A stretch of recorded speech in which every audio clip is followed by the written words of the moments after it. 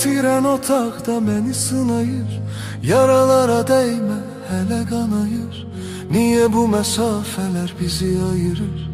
Əsil sevənlər də bizi qınayır. Mən bir buz adam idim, sənə əriyən. Bir son gedişin var məni bitirən. Biri daş ürəkdi, biri üzülən. Birin adı sənsən, birin adı mən. Mən səni düşündüm, günah mənim. Dəymir gör nə vaxtdır əlinə əlim.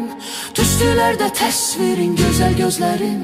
Məni məndən alırdı şirin sözlərin. Harda gecikmişdim, harda tələsdim. Yuxuya haram qatıb səni gözlədim. İsti bir otaqda bumbuz əllərim. Dərdim əgər varsa sənsən məlhəmim. Mən səni düşündüm, günah mənim. Dəymir gör nə vaxtdır əlinə əlim. Tüstülərdə təsvirin, gözəl gözlərin. Məni məndən alırdı şirin sözlərin. Harda gecikmişdim, harda tələsdim. Yuxuya haram qatıb səni gözlədim. İsti bir otaqda bumbuz əllərim. Dərdim əgər varsa sənsən məlhəmim.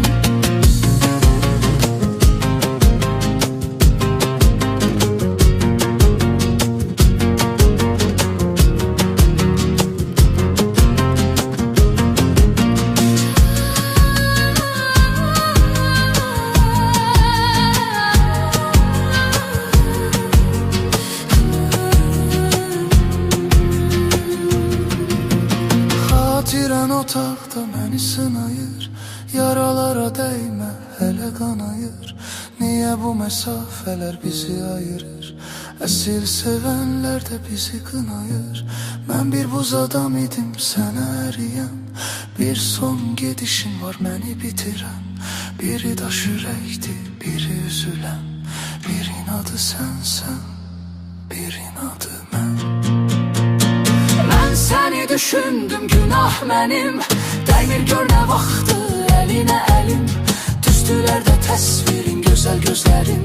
Məni məndən alırdı şirin sözlərin.